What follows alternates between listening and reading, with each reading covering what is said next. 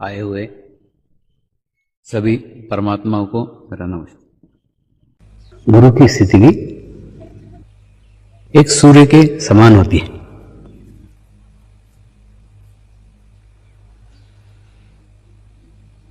क्योंकि सदगुरु भी प्रकृति से जुड़ा हुआ रहता है।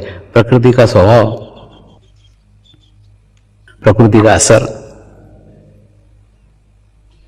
उसके ऊपर पड़ता ही है। उसका भी स्वभाव सूर्य के समान हो जाता है, प्रकृति के समान हो जाता है। आप भी पिछले 10 सालों से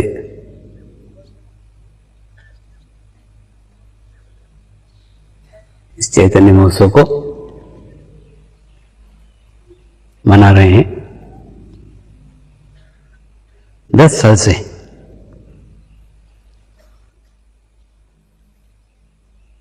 एक उत्सव का स्वरूप उसको दे रहे हैं। तो जिस प्रकार एक उत्सव में जाते हैं, उसी तरीके से इसमें उत्सव की तरह ही खुश होके, प्रसन्न होके अपनी रिसीविंग को बढ़ा करके शामिल होते हैं।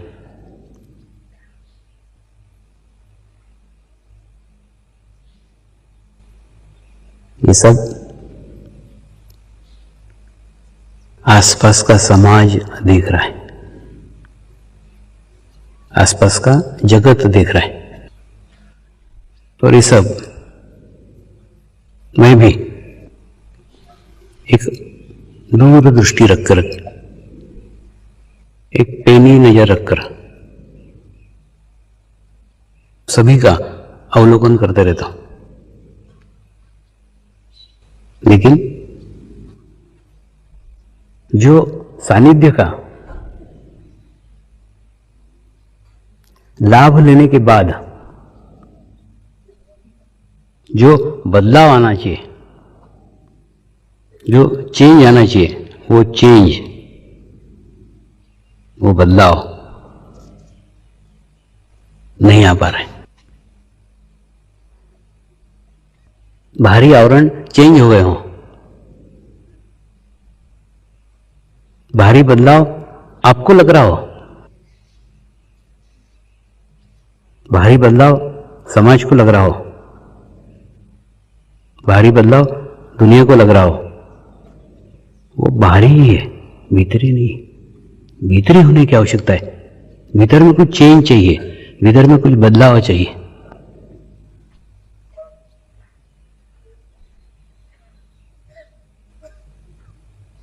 बदलाव तीव्र इच्छा शक्ति से ही आ सकता है, अन्यथा बाहरी बदलाव पर्याप्त नहीं है। ये बाहरी बदलाव क्या है?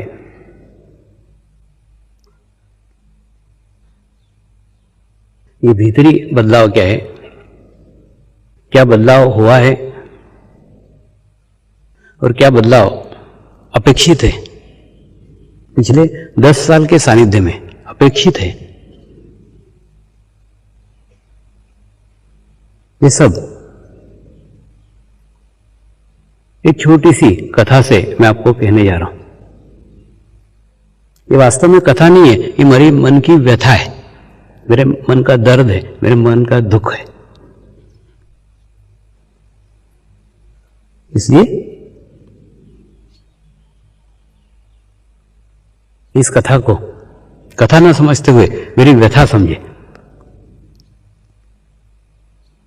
मैं क्या चाहता हूं, क्या चेंज होना चाहिए, क्या बदलाव आना चाहिए, क्या है क्या नहीं है, तो सब एक कथा के माध्यम से सब कुछ समझ में आ जाए। हिम्मतनगर में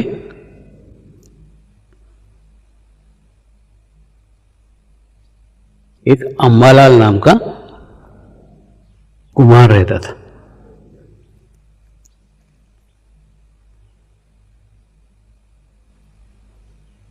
जमीन से अच्छी किस्म की मिट्टी खोद करके उसके घड़े बनाने का कार्य करता था, घड़े बनाता था, कुंडे बनाता था।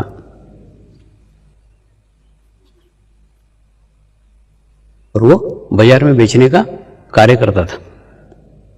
और बाजार में बेचने के लिए उसने अनेकों गधे पाल के रखे थे।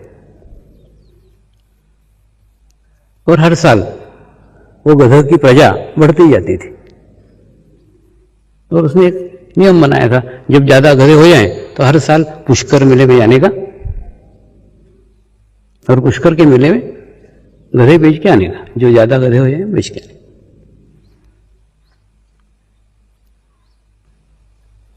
ऐसे ही एक बार ये अंबालाल कुमार हमारा गधे बेचने के लिए पुष्कर के मेले में गया। इस साल उसने 5 गधे लेकर चला था। उन 5 गधों को लेकर धीरे धीरे धीरे धीरे यात्रा करते करते करते करते पुष्कर के पशु मेले में इमली के झाड़ के नीचे 5 गधों को लाइन से बांध दिया।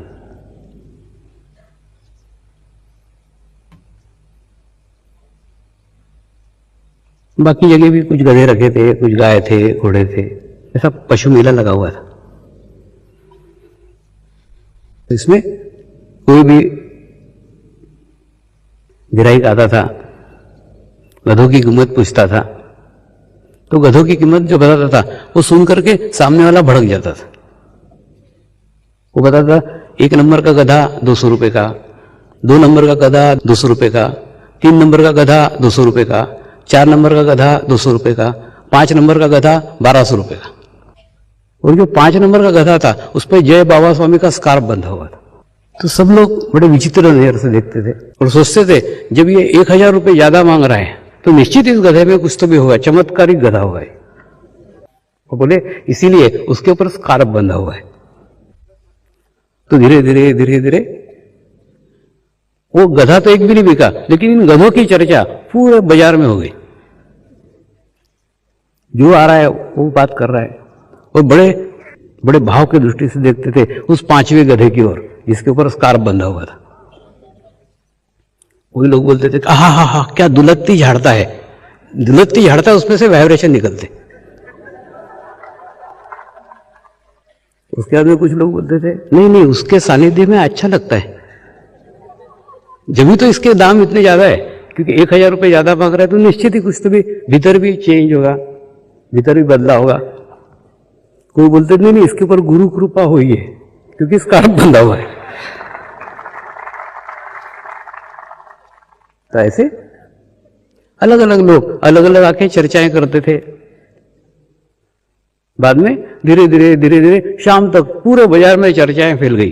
एक चमत्कारिक गधा आया हुआ है, वो गधे के सानिध्य में बहुत अच्छा लगता है, वो गधे के सर पे स्कार्फ बंधा हुआ है। बाद में शाम तक वो कोई भी गधे नहीं बिके, 5 के 5 गधे रह गए, क्योंकि जो आता था वो चमत्कारिक गधे की तरफ ध्यान देता था, बाकी गधों की तरफ ध्यान नहीं देता। वो पशु मेला कमेटी का अध्यक्ष इस अंबालाल कुमार के पास आया, बोले ये तूने 5 गधे रखे हुए,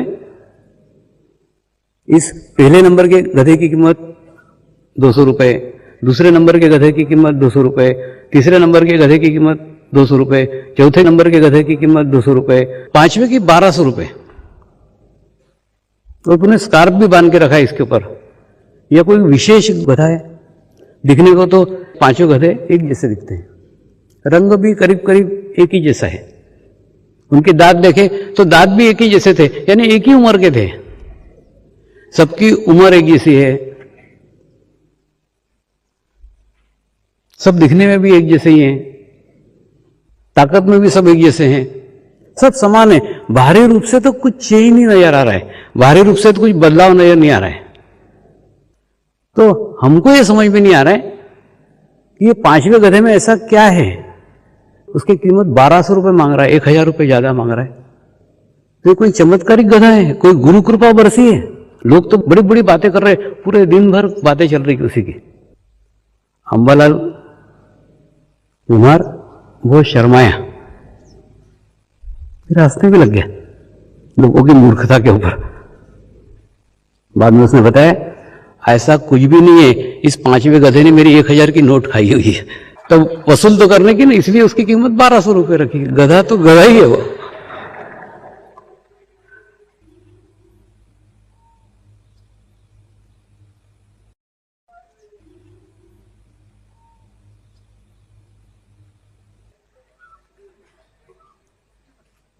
तब जाके राज खुला कि 5वां पीले स्कार्फ वाला भी गधा ही था, उसमें कुछ चेंज नहीं था, उसमें कोई बदलाव नहीं था, वो नहीं गधों जैसा था।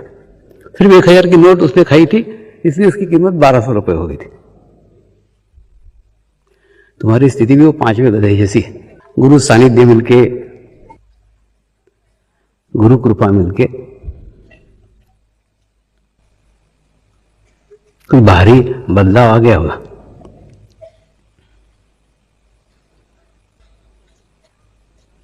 कोई बाहरी चेंज आ गया होगा। केवल पीला स्कार्फ बांधने से कोई साधक नहीं बन जाता। साधक बनने के लिए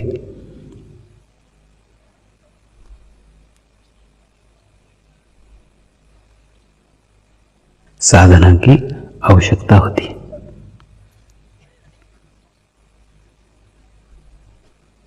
साधक जिसने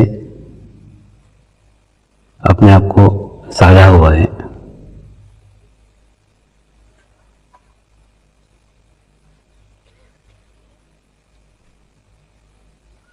साधक यानी यह सदा हुआ है,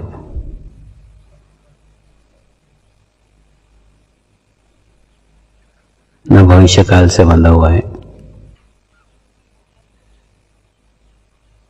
न भूतकाल से बंधा हुआ है। इस भूतकाल से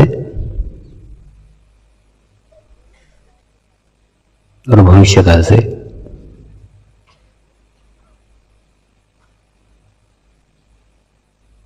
अपने आप को बीच में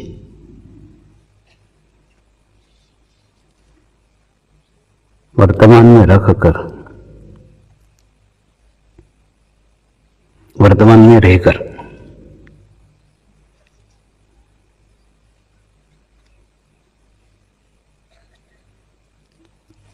प्रगति कर रहा है, प्रोग्रेस कर रहा है। न उसके जीवन में कोई दुख है,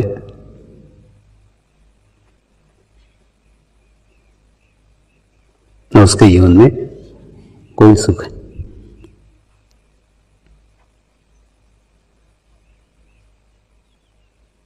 क्योंकि दुख और सुख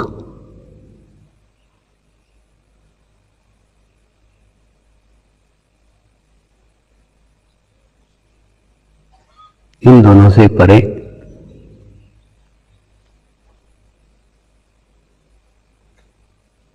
इन दोनों से ऊपर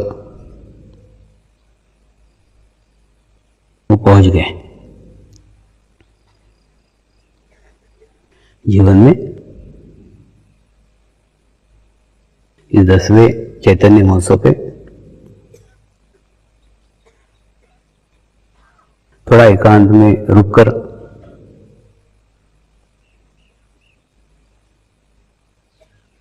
बैठकर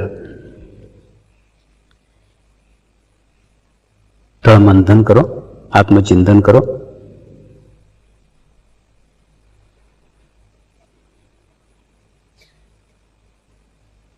कि इन 10 सालों में हमारे में क्या भीतरी बदलाव आया है,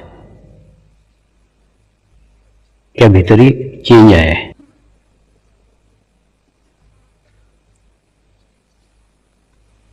अहंकार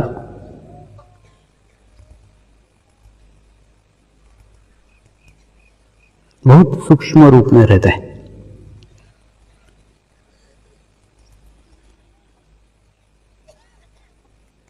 और वो कब चोला बदल देता है?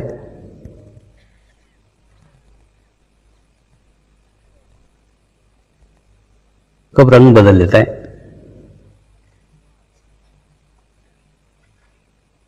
कब रूप बदल देता है? वो अपने को पता नहीं लगता।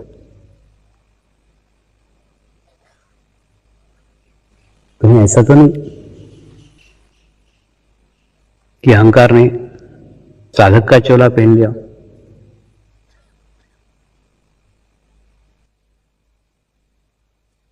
पहले हमें अहंकार अमेरिका था, अब अमेरिका अहंकार नहीं रह गया हो, लेकिन साधक का अहंकार आ गया हो, यानी अहंकार ने रूप बदल लिया। पहले हमें हो सकता है विद्या का अहंकार हो, बुद्धि का अहंकार हो, और उस बुद्धि के अहंकार ने चोला बदल लिया, साधक का चोला पहन लिया। यानी अहंकार गया नहीं, परिवर्तित हो गया, चेंज हो गया। पहले हमें रूप का अहंकार हो, अब रूप का अहंकार नहीं रहा, लेकिन साधक का अहंकार आ गया, तो अहंकार गया कहां? अमीरी के अहंकार से साधक के अहंकार में तब्दील हुआ, ज्ञान के अहंकार से साधक के अहंकार में तब्दील हुआ, रूप के अहंकार से साधक के अहंकार में तब्दील हुआ, गरीबी के अहंकार से साधक के अहंकार में तब्दील हुआ। ऐसा मत सोचो कि अमीरी को ही अहंकार रहता है, गरीब लोगों को भी अहंकार, मैं गरीब हूं, इसका अहंकार।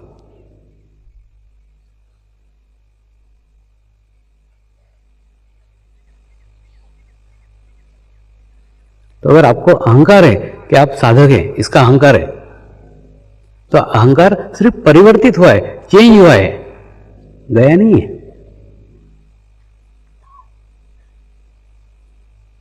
इसलिए गया नहीं है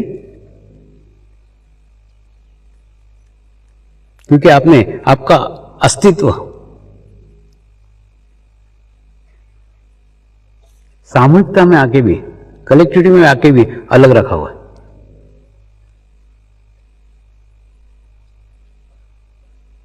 और इस अलग रखने के कारण ही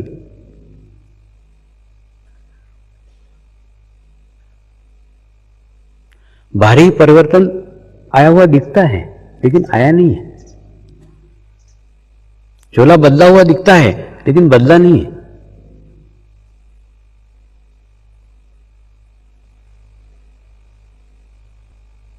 क्योंकि अगर बदला तो हमारे में एक आमूल परिवर्तन आना चाहिए।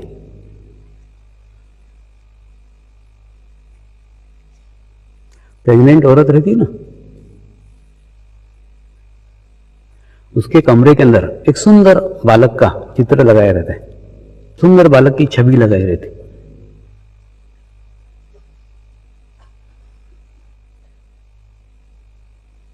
तो अपने 7 महीने 8 महीने गर्भ के दौरान उस बालक की तरफ चित्त रखते रहती है, ताकि उसको भी ऐसे स्वस्थ सुंदर आकर्षक बालक जन्म दे।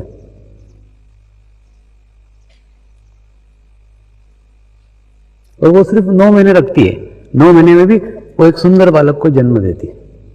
तो तुमने तो 10 साल से रखी हुई है, क्या चेंज हुआ, क्या बदलाव हुआ? उस गुरु का एक भी गुण अगर अपने में आया नहीं तो क्या फायदा उस 10 साल का?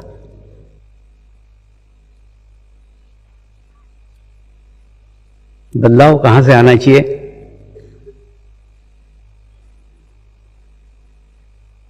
क्या चेंज चाहिए, क्या बदलाव चाहिए?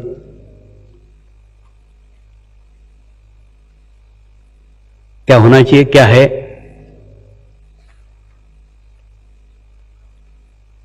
सबसे पहले समय का ध्यान रखो, सबसे पहले टाइम का ध्यान रखो। कल आप कल्पना करो कि मोक्ष की रेल यहां से 3 बजे छूटने वाली थी, तो कितने लोग मिस करते थे? 90% लोग यहां थे ही नहीं, जबकि आपका रिपोर्टिंग टाइम 2:30 बजे का था।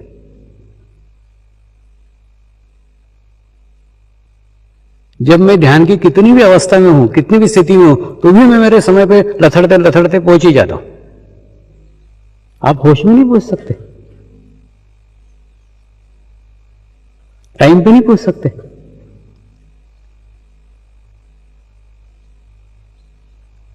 सबसे पहले अपने आप को डिसिप्लिन में लाओ।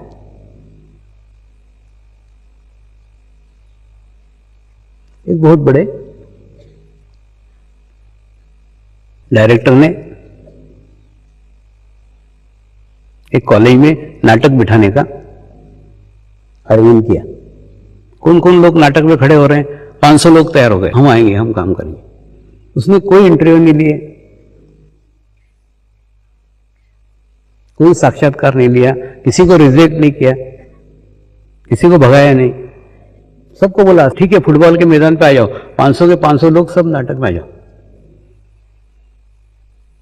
तो प्रिंसिपल ने प्रश्न पूछा कि पात्र तो केवल 5 है, आप जो ड्रामा खेलने जा रहे हो उसके पात्र तो केवल 5 है, आपने 500 लोगों को क्यों ले लिया? उस डायरेक्टर ने उत्तर दिया आखिरी में ये 5 ही रहने वाले। वो 500 को मैदान पे लेके जाता था, रोज पीटी कराता था, रोज योगासन कराता था। ऐसे 8 दिन निकल गए। रोज थोड़े थोड़े लोग उसको गालियां देके बाई हो जाते जाते। योगासन का नाटक से क्या संबंध है? इस पीटी का नाटक से क्या संबंध है? कुछ नहीं, 1-1 घंटा खड़ा रखता था, खड़े रहो स्टैच्यू तरीके। अब ये खड़े रहने से नाटक का क्या संबंध है? ऐसे उसको गाली देते देते देते देते लोग बहुत कम हो गए।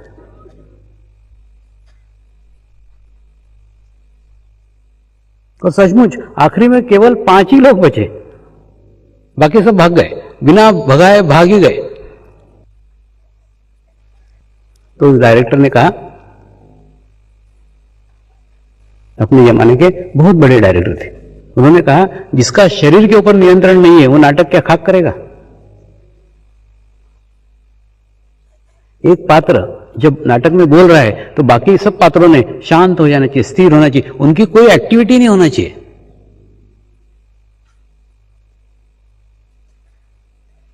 अगर वो कहीं खुजाल रहे हैं, कहीं हिल रहे हैं, तो उस पात्र के बोलने का इफेक्ट कम हो जाता है।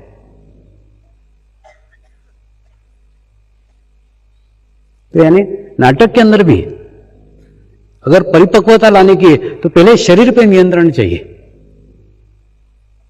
जब तक शरीर पे नियंत्रण नहीं आता तब तक तुम्हारा कला पे नियंत्रण नहीं आ सकता, तब तक तुम्हारा आत्मा का नियंत्रण। कला भी आत्मा से जुड़ी हुई है, अलग नहीं है। सबसे पहले शरीर पे नियंत्रण चाहिए, और नियंत्रण के लिए आवश्यक है समय। जो समय दिया है उस समय बराबर पहुंचो ही।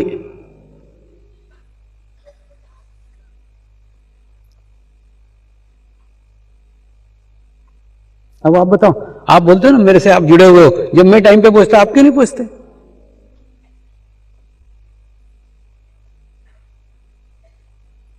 मैं इतने ट्रांस की स्थिति में रहता हूं, पत्नी से बात नहीं करता, बच्चों से बात नहीं करता, एकदम अकेला कोने में पड़ा रहता हूं।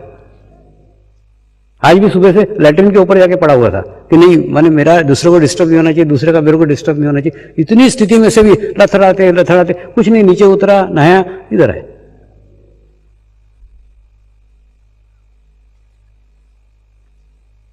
क्यों? टाइम दिया हुआ था, इस टाइम पे पहुंचने के लिए एक दृढ़ इच्छा शक्ति, उस जगह पहुंचना ही है, उस समय पहुंचने के लिए। कितनी भी ध्यान की अवस्था में एक संकल्प करके जाते हैं कि इस समय तक यहां पहुंचने का है, वो संकल्प है।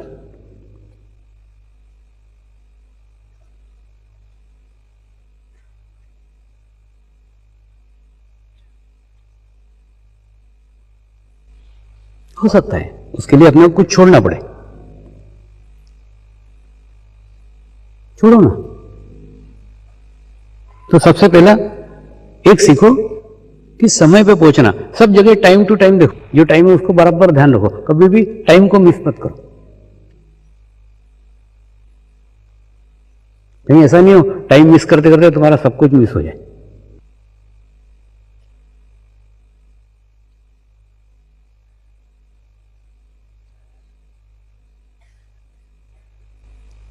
दूसरा,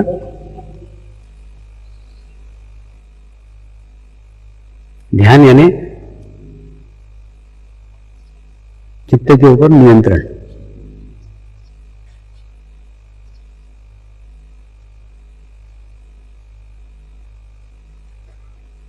चित्त पे नियंत्रण बाद में है।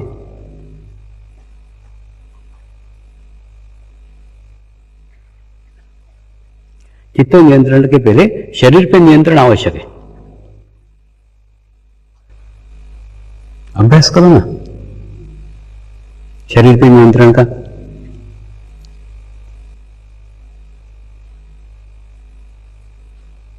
समय पे सो, समय पे जागो,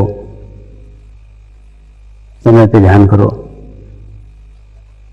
समय पे भोजन करो, और भोजन सुपाच्य भोजन करो। तुम लोग मेरे लिए उतना नहीं सोचते जितना मैं तुम्हारे लिए सोचता हूं। तुम आने के पूर्व मैं गया था, वो रसोई वो मिल के आया, मैंने उसको बताया पैसा बचाना अपना उद्देश्य नहीं, उद्देश्य सुपाच्य खाना दो, इजी डाइट, जो आसानी से पचा सके, आसानी से पच सके, और दूसरे दिन सवेरे भी वो उतने हल्के, उतने ही प्रसन्न होकर ध्यान कर सके।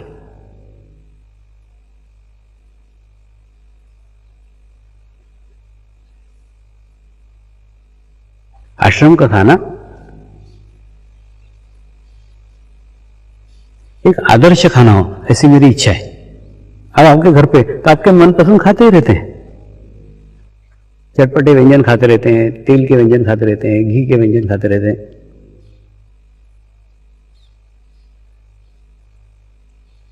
तुम्हारी इच्छा, लेकिन क्या खाना चाहिए, ध्यान के लिए क्या खाना उपयुक्त है, उचित है, ये बताना गुरु के रूप में मेरा कर्तव्य है।